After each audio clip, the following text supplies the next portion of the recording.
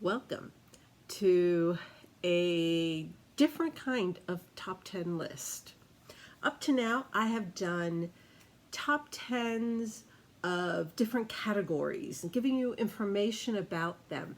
But today, I'm going to do a top 10 of my favorite games that I have played this year. I love, to different degrees, all the different games that I've been introducing you to, but I decided I needed to just sit down and make a list of my top 10 games. Well,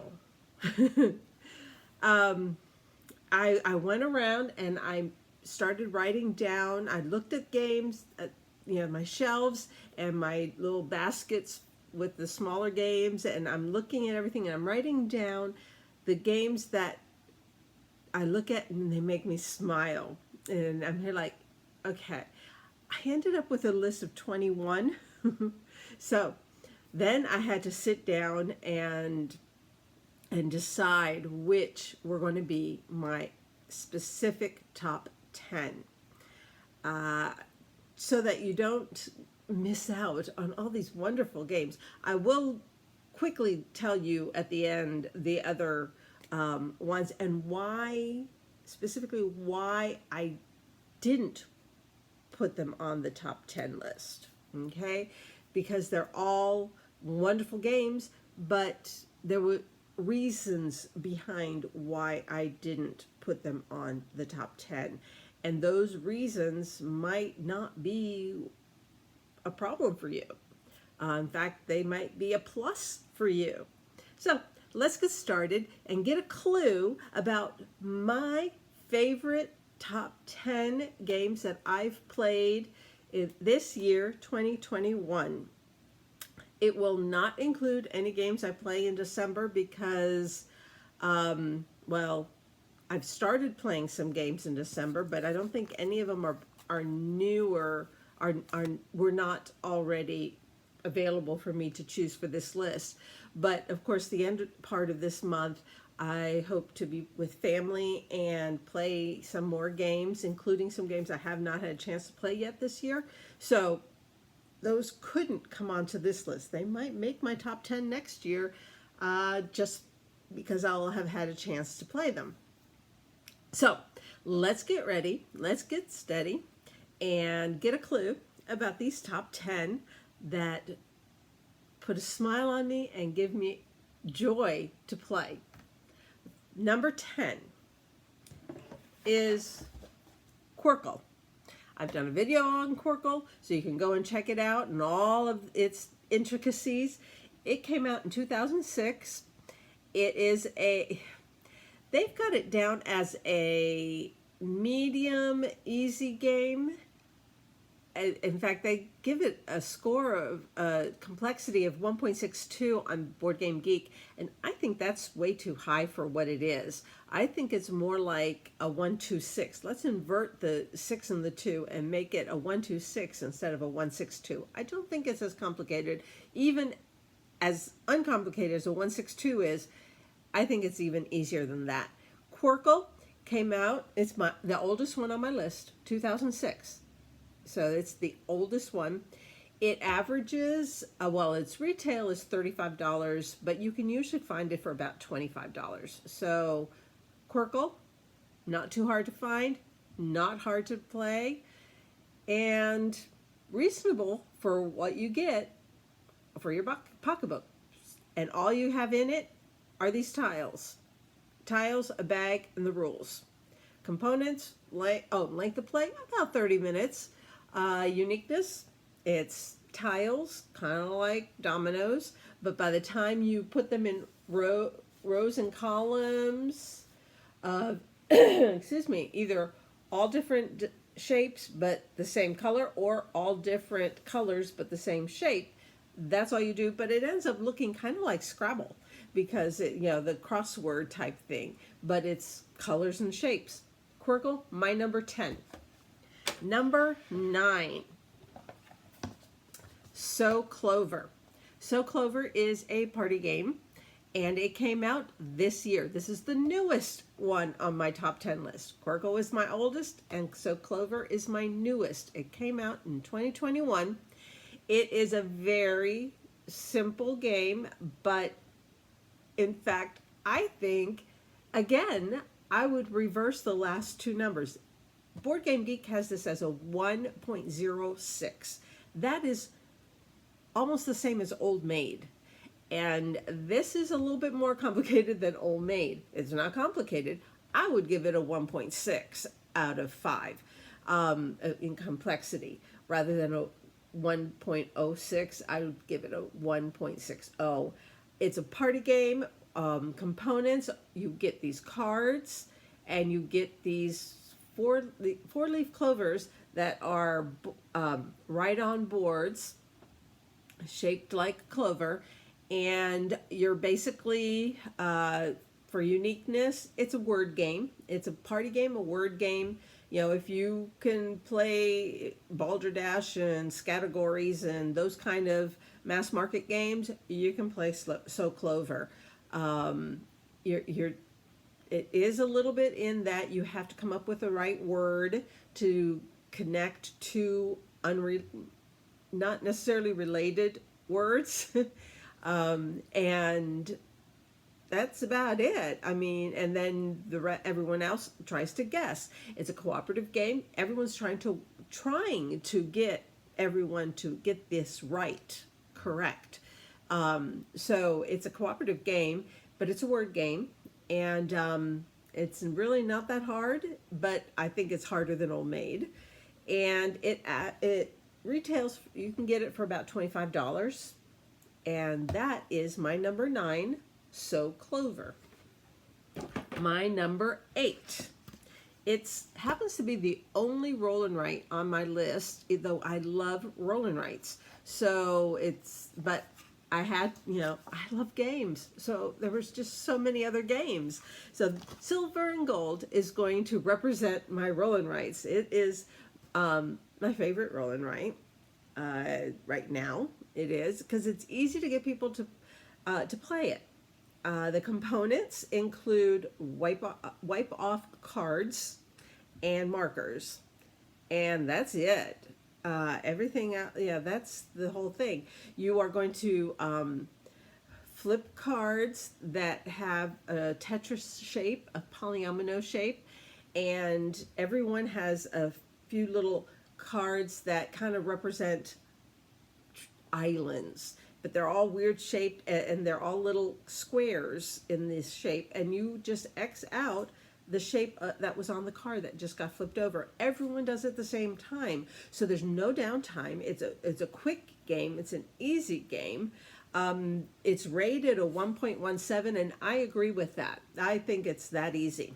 It is a very simple game. I like it because it is simple, but I also like it because I can get other people to play it. So components wise, it's just the cards and the markers and the rules.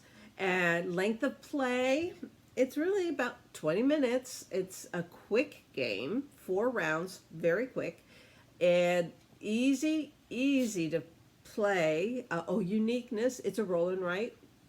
Grandfather, Yahtzee, roll. So this is really a flip and write.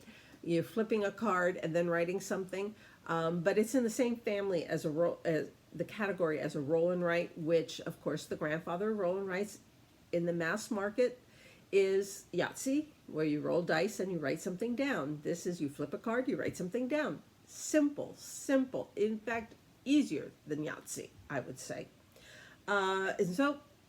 And it retails, you can actually find it for about $14 right now. It's the cheapest one on my list my top 10. So it's $14 currently. I just went on and checked. I'm pretty sure I got it. I looked on Amazon. And so that is my number 8. My number 7 is an expansion to Ticket to Ride, and this is Ticket to Ride United Kingdom. I have not opened this yet.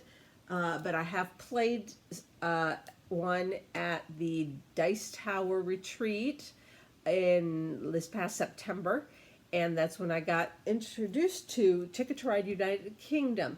but it's actually the Pennsylvania side that I really fell in love with, and it's reflecting so much because I still have the shrink wrap on it. But the Pennsylvania map is, my family is from that area, that Pennsylvania and upstate New York, and so I know these towns in these cities. It's like, this is where, you know, my father was born around here, my mother was born around there, my grandfather was born in this little town, and it's actually on the map. So so yeah, I kind of fell in love with this, and I'm hoping to take it up to family get together at Christmas, because we'll all know all those places. And so I think this will be a really fun thing. And that's why it, in particular, Ticket to Ride Pennsylvania is the one that I'm really looking forward to play again. And it's the one that puts a smile on my face. I like Ticket to Ride. I played regular Ticket to Ride on Thanksgiving Day with some friends. So yes, Ticket to Ride is wonderful, but in particular, I'm looking forward. And this year I played for the first time the Pennsylvania map. And that is why it is my number 7. Inside of here, it is an expansion. So it does not have the cards for the trains, and it doesn't have trains. You need to have either a Ticket to Ride America or North America or a Ticket to Ride Europe to have those supplies. But then with those from the original game and this, you can play either the United Kingdom side or the Pennsylvania side. I love it. It is my number 7. It comes in, and oh, it came out in 2015. And so the game, this expansion actually came out in the year 2015. It is ranked as a 2.29 in complexity, which is actually, they say, the most complex of my top 10. That shows you how easy and casual game my top 10 are. So this is 2.29, and I don't think it really is that. I would put it more at a 2. Yeah, personally, I would say it's more like a 2 out of 5. And it retails for $40, but currently you can get it for $32. I just checked and this afternoon. So Ticket to Ride United Kingdom expansion with the Pennsylvania map on it. That is my number 7. My number 6 is a game I played with my nieces and nephews, and I hope to play it again with my nieces and nephews. And it's Detective Club. Detective Club is a it's kind of like a cross between, it's kind of like Dixit, if you've ever played Dixit or heard about Dixit. It has these cool cards. Look, I mean, the artwork on these cards is kind of a little surreal, but really pretty. And basically,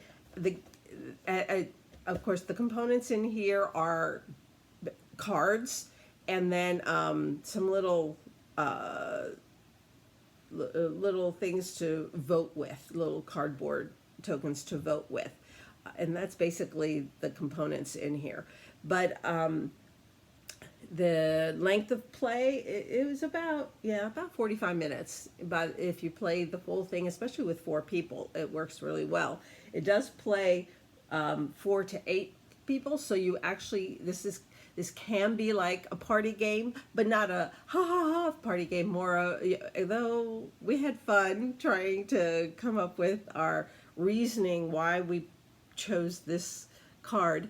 One person chooses a word, a descriptive word of some sort, a word, and writes it on the pad of paper, and it goes.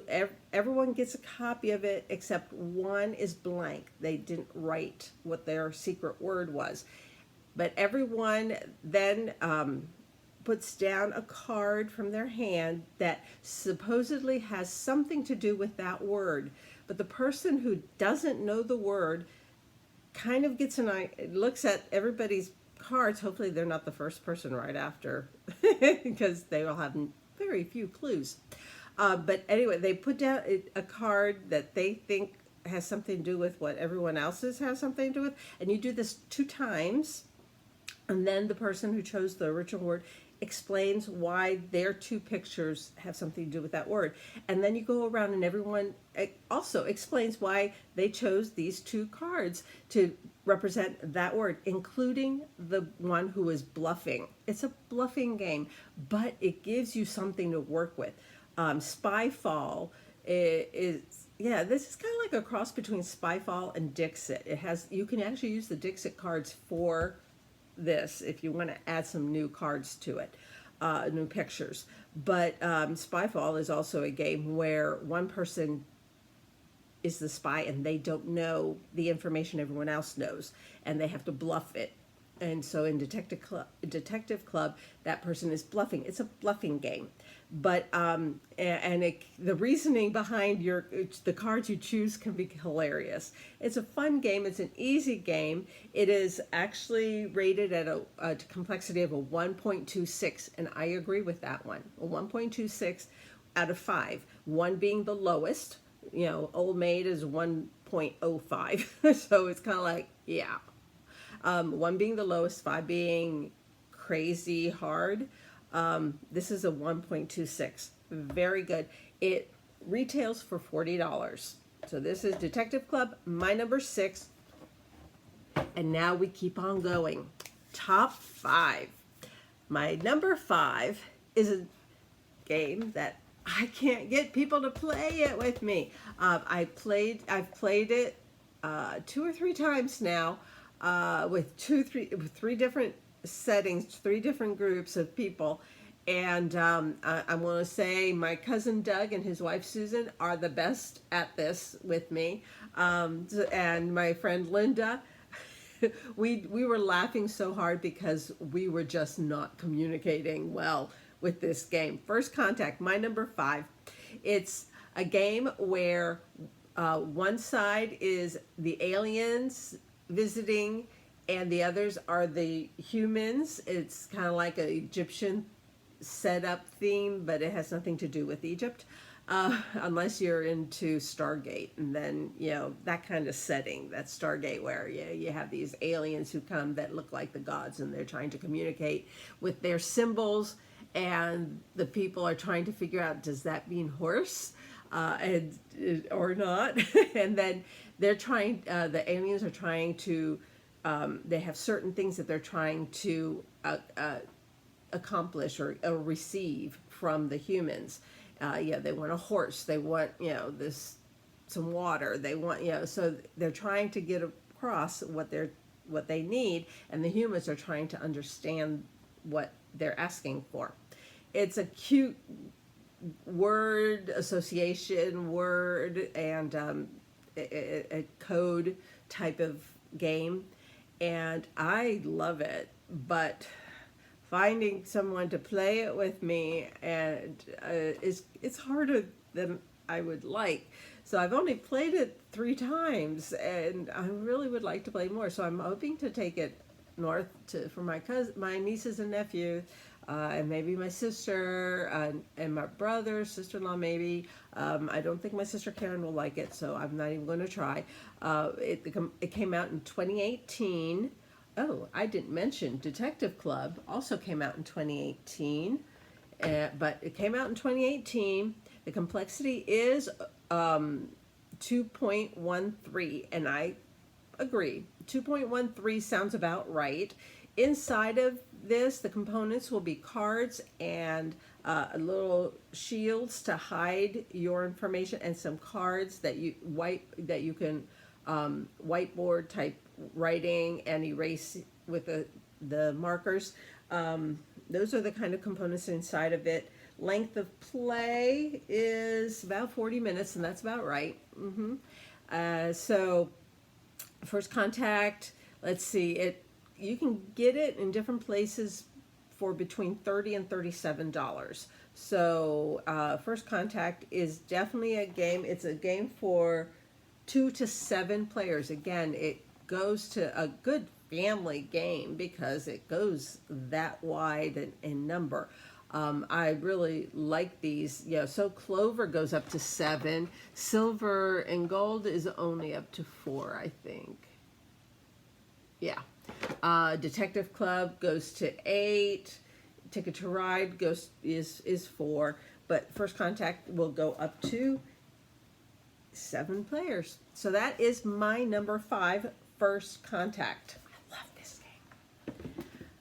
My number 4 is Sakura.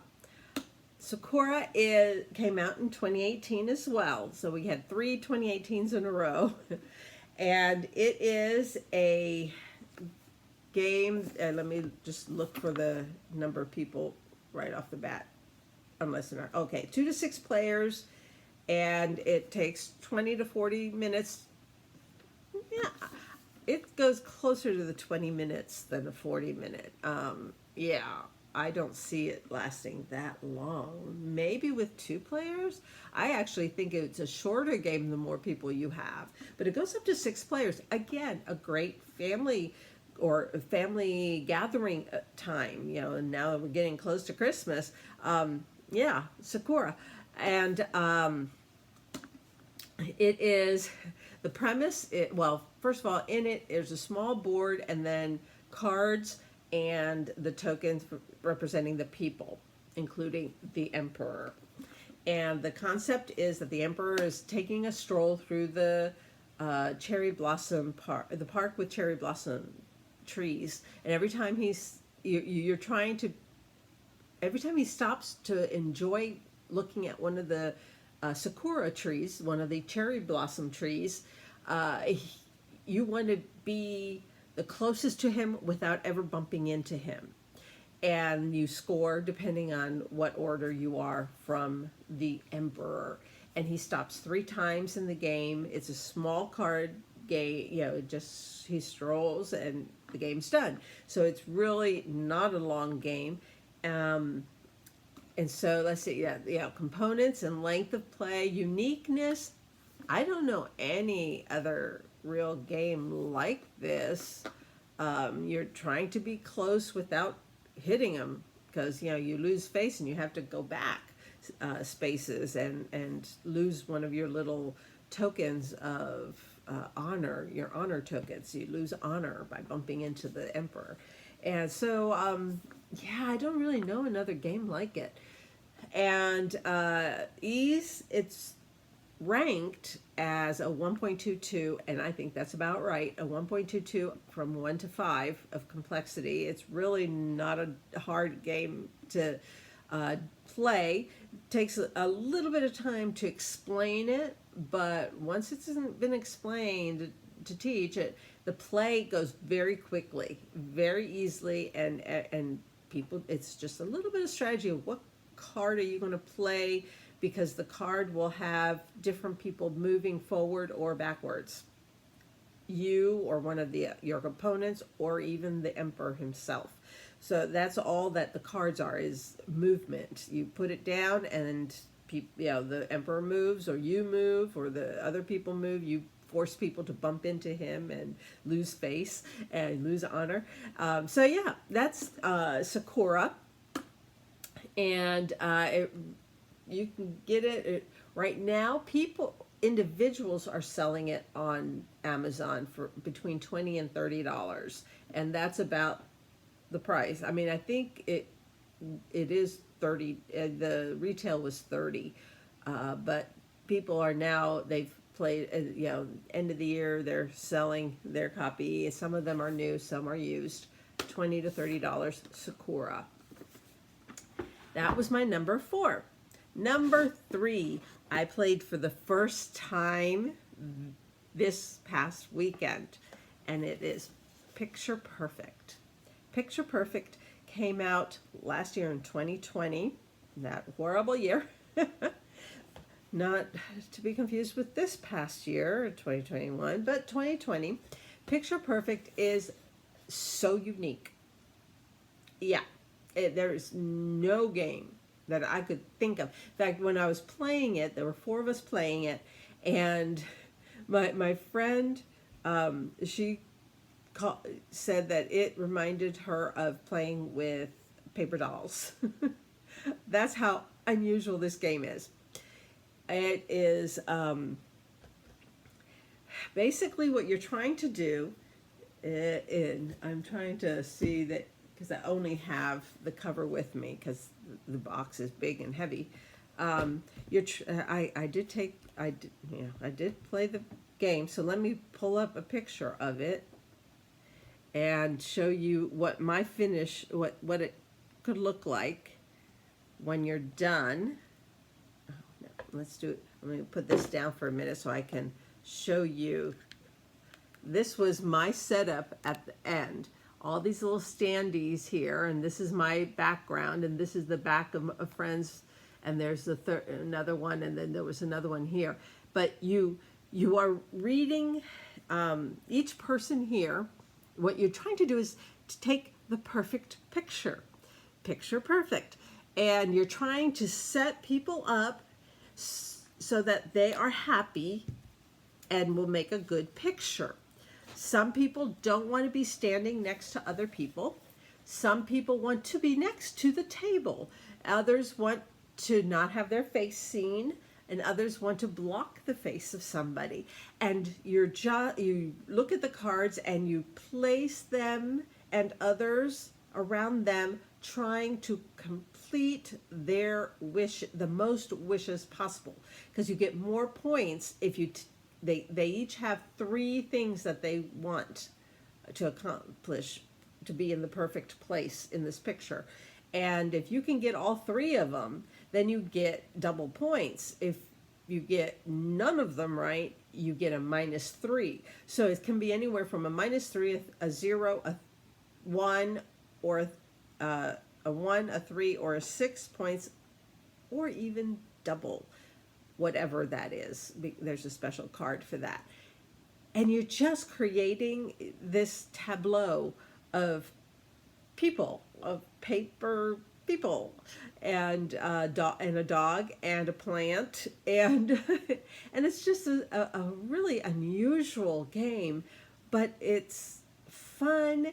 And you're just trying to figure out where is the best place to put this person, so that when at the end, when you take your picture, in fact, this picture was just me getting a picture of how the game looked. My official picture that I used for scoring was this one at this angle, so that I could cover the face of those who wanted their face covered, or it was just hilarious. It is a fun game. It shows up at a complexity of a 1.89, and I guess it could be that. It really isn't so hard. Maybe to get a great score is hard, but to play the game, I mean, we had a 9-year-old playing with us, and she did fine. So yeah, it's not a hard game. It is not a cheap game. It is the most expensive one on my list at $45. And it's not the easiest one to find. I literally went to Barnes & Noble. I was on a diet this past year and lost some weight.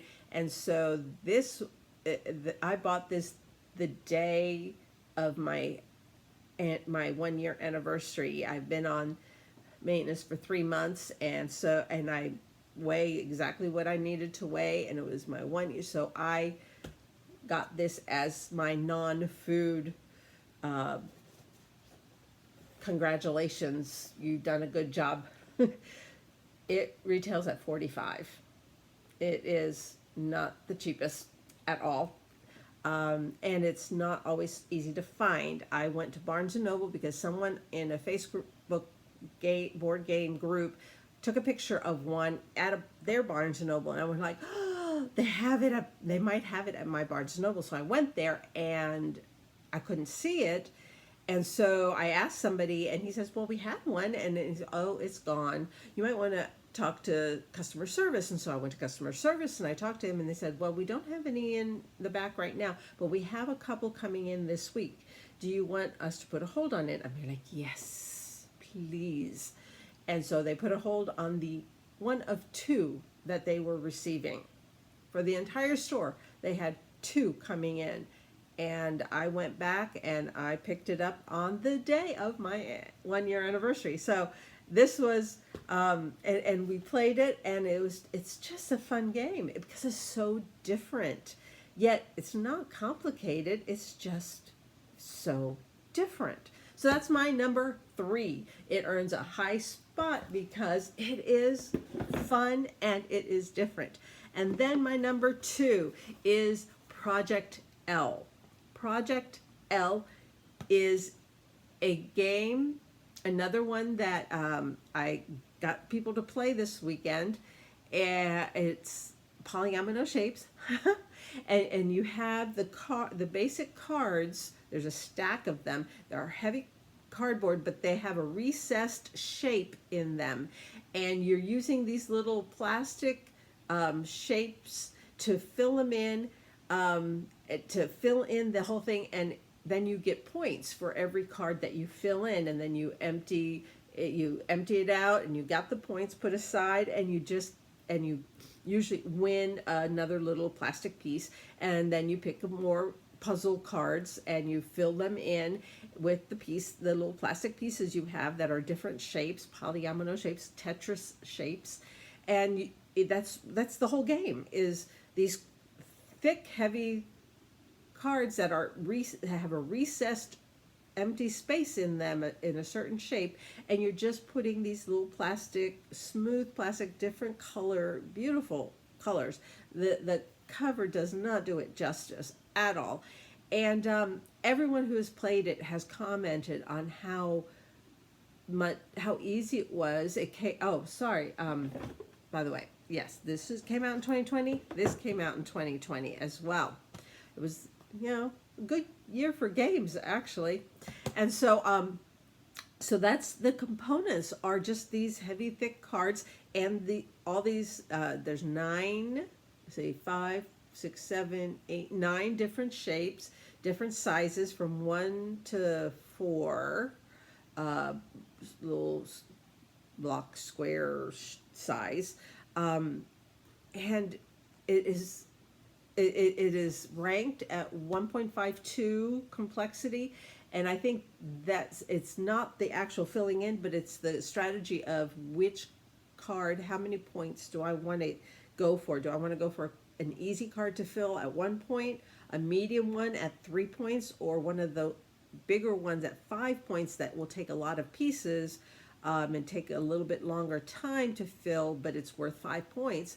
And how many points do they have? How many points do they have? Oh, maybe, okay, I'll go for the 3-point one, and then work on filling it. It's really, that's the whole game. And it doesn't take that long. It's half hour, and I would agree, half hour, 1 to 4 players. Picture Perfect was 1 to 4 players as well. And they say about 45 minutes, half hour to 45 minutes, yeah. But this one, half hour, and it's actually relaxing. It's a relaxing type of game. It's not, stress filled, and it retails for $35, but currently it's selling for $28. So this is my number 2. I love this game. And it's not a really big box. It is kind of heavy because those tiles are pretty solid, and you have 3 stacks of them that go into your box, plus all of the little plastic shapes add up to a little bit of weight as well. So it weighs more than you'd think in this size box, but it's a wonderful game. I love it, and everyone else who has played it has loved it as well. Everyone I have brought this to the table with has loved it, and I fell in love with it last September, and I actually played it 2 or 3 times at the Dice Tower retreat because it was just an easy game, and it was just relaxing in between stressful games. It was a relaxing game. But my number 1 is the most relaxing game, Kohaku. Before I explain a lot, I have to tell you, I was just on their website, and they've just sold out of the game. So again, I'm going to have to tell you a little bit about it, and hope that they get some more inventory quickly. It came out last year, 2020. My top 3 games came out in 2020. What a year. It complexity wise, it's 1.63. I've talked about it in other videos. It retails for $30, and it's just a bunch of tiles. Some have koi fish on it, some have flowers or rocks or a frog or a turtle or whatever, and you're creating your perfect koi pond. The placement of the tiles depends on what kind of score you're trying to get, and it's just a relaxing game where you just pick 2 tiles and place them in your koi pond, and the board gets replenished, and the next person picks 2 tiles, and then we replenish, and the next person takes 2 tiles, and we replenish, and then it's your turn again. And it's 1 to, well, they actually do have a solo, so it's 1 to 4 players. I played the solo just to relax, just to take a deep breath and relax. Beautiful. I have the 2nd edition. The 1st edition came with acrylic tiles, and whenever you look at videos of people how to play and the reviews on it, they all have this beautiful acrylic tiles. They don't have those. In fact, this is the 2nd edition, and the 2nd edition came out with cardboard tiles, thick cardboard tiles.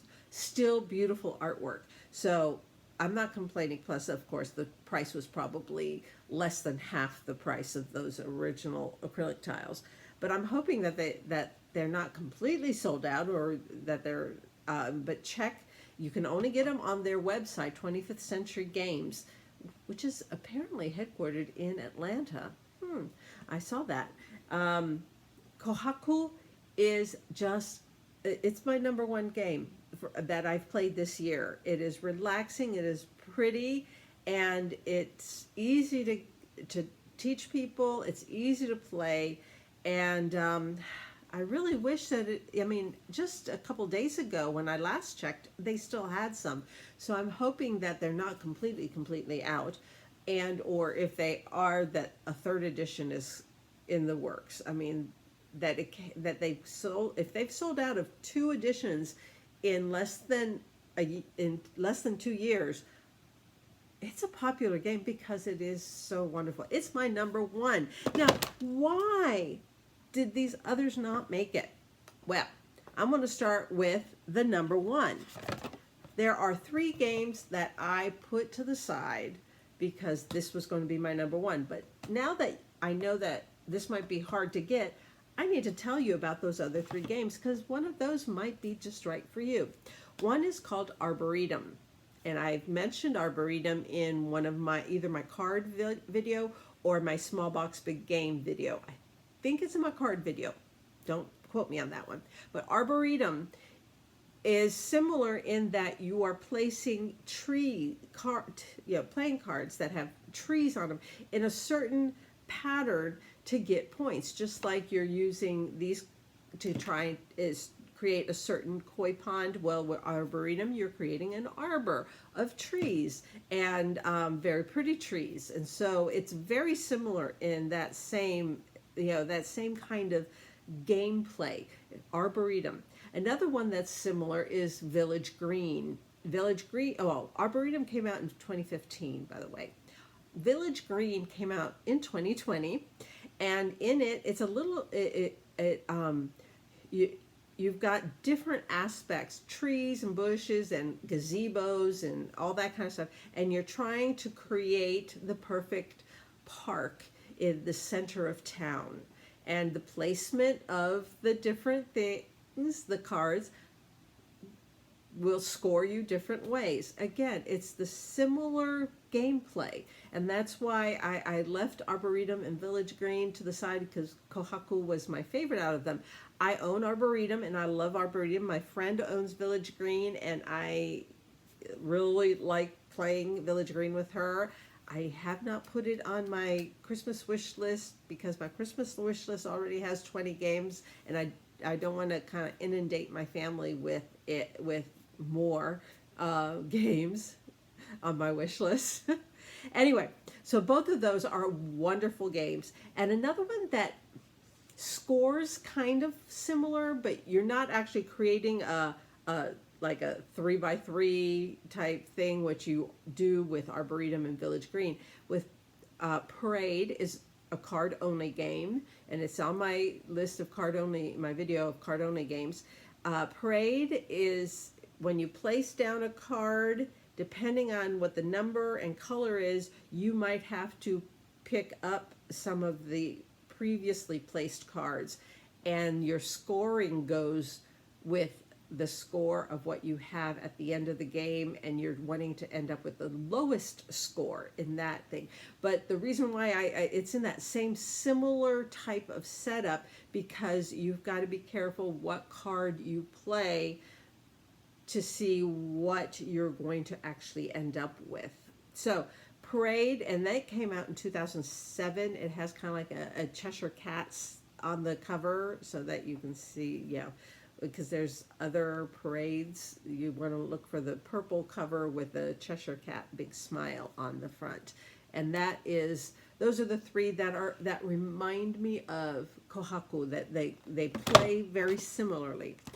And then instead of number 2 and where's my silver and gold, number 2 and 8 both use polyomino shaped aspects to them, or Tetris shaped things to them. And so I kept off the list Copenhagen and Patchwork. I love both of them. They're beautiful. I love them. They play similar in that you're putting together the Tetris shapes and to complete a building in Copenhagen, or a quilt in Patchwork. And so I kept those off of the list because I had 2 polyomino games already. And so I decided to go with Project L and Silver and Gold instead of Copenhagen and Patchwork. But both Copenhagen and Patchwork are 2 of my favorite games, and I love that puzzly putting together of those things. And so if that's something that might interest you, those are also good games to choose for that. The other one for number 9, instead of So Clover, I chose So Clover. I had 2 games to choose from. The other one was Just One. Both of them come from the same company, same publisher, and they're both party games that you write something and on a whiteboard type of background, a plastic that you can wipe off with the wipe off markers. And it's a word game as well. So I'm here like 2 party games with a whiteboard, same publisher, both a word game. So I went with So Clover, which came out in this year, 2021. It's the newest one. Just One came out in 2018, which was obviously a wonderful year for games, because there's so many other games on my list that came out in 2018. So I also have Just One, and I love Just One, but I only could put one of these on, so I put on So Clover, and Just One is a honorable mention.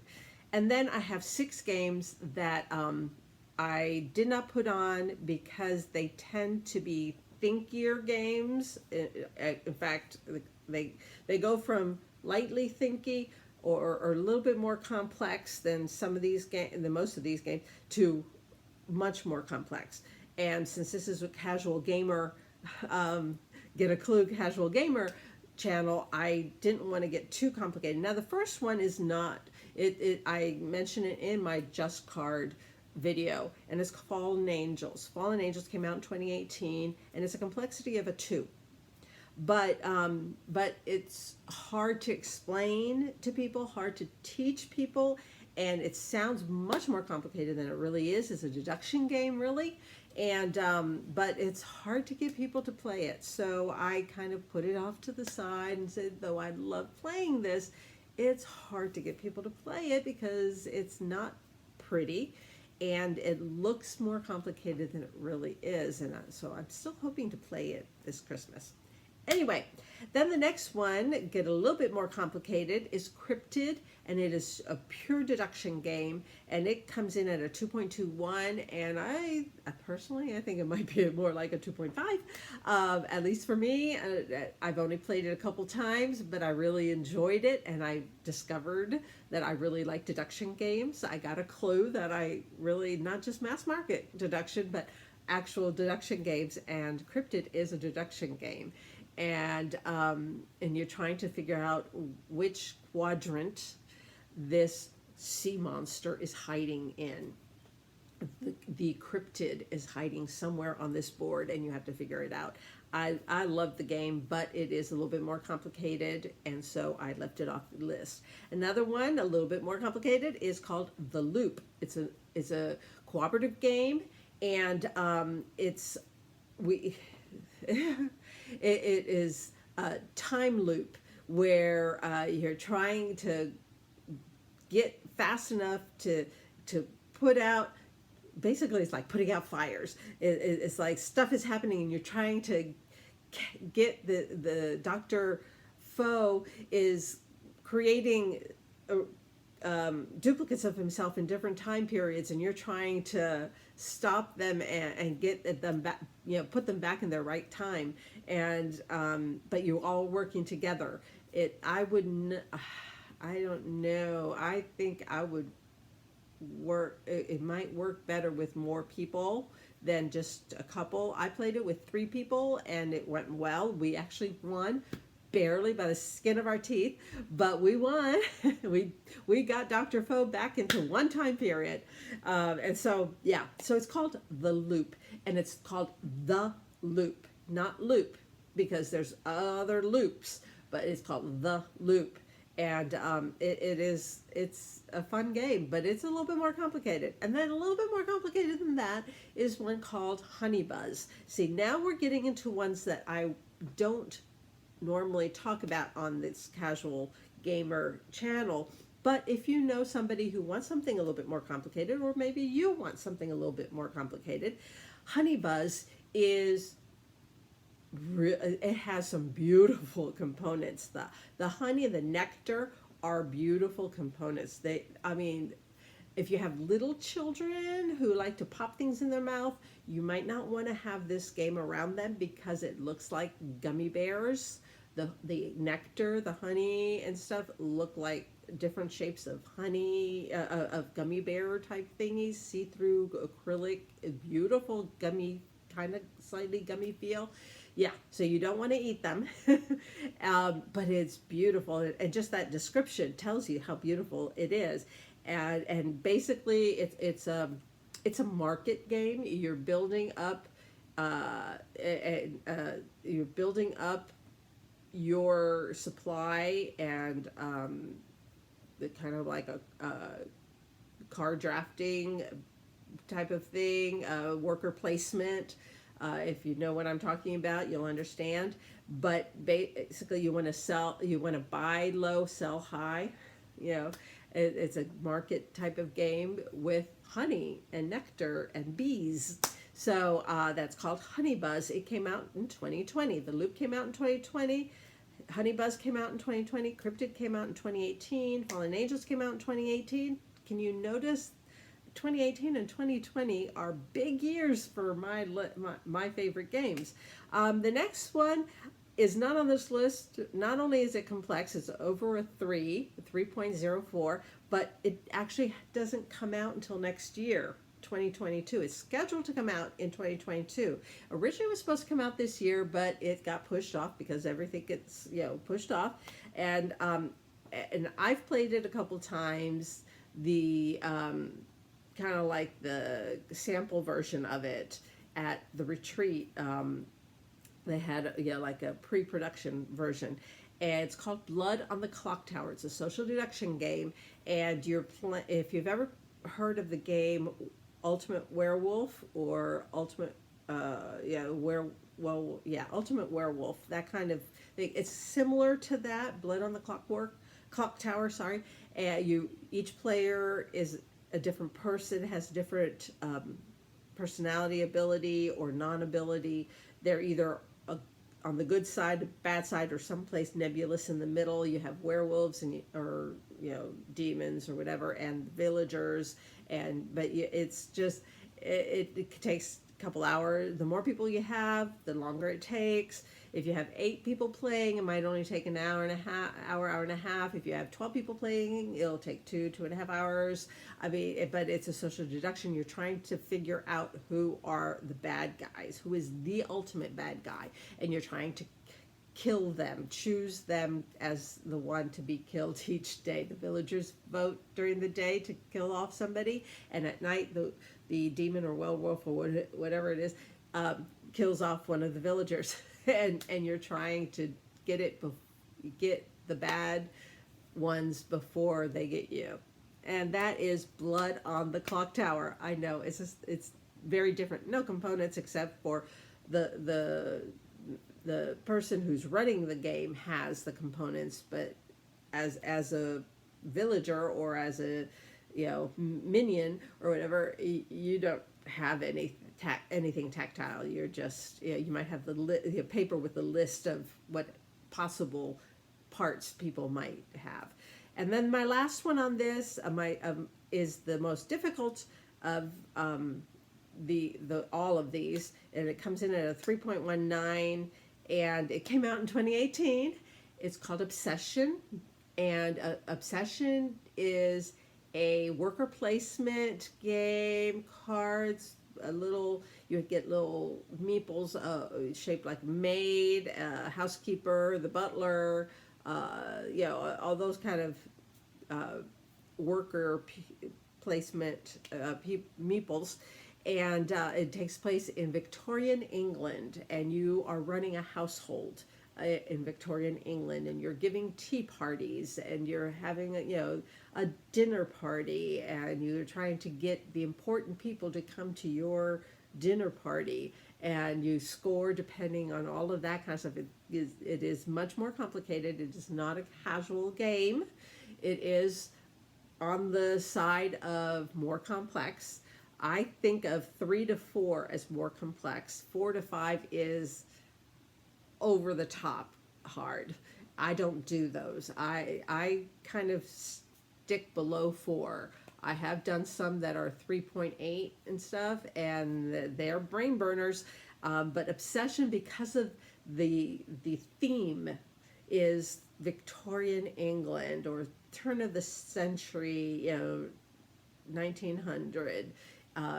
England, and you have this household, and you're trying to manipulate this household to get the most points that you can, and enlarge your rooms in the mansion to include more rooms that are worth points, and so yes, there's a lot to keep track of, but it was so much fun, and especially when you get into the part, you pretend that you are hosting a tea party, and I need an extra maid because so and so is coming, and she is a higher, she is royal, she is of the royal family, or she is whatever, and she needs to have we need extra people to serve at this tea party.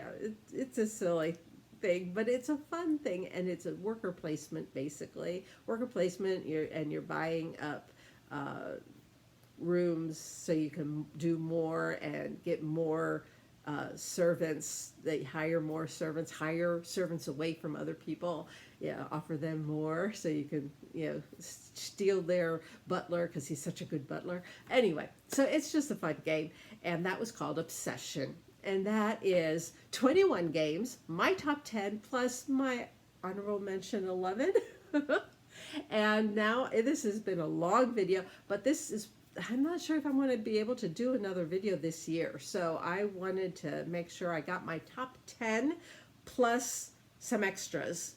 And they're all fantastic. They all put a smile on my face. I love these games, and I hope you love them too. And I hope this gives you an idea of some other wonderful games out there. Bye. God bless you. Merry Christmas. I think yesterday was the last day of Hanukkah because I'm filming this and I'm not keeping track. It's a busy season, and so I'm just kind of like trying to squeeze this in before it gets even crazier. So God bless. Happy gaming. Merry Christmas. Happy New Year if I don't get back here before then. Each day I am on Facebook putting up one of my older videos. I've done 25 individual game videos. Please subscribe to this this channel, like this video or any of the other videos that you come across that you like. It will come up on your YouTube if you do that, and you will see some of the other ones. You can go to the channel and check out. I talk specifically about 25 different individual games, plus I have a bunch of top 10-ish lists that for different categories. So again, bye, God bless, and happy gaming.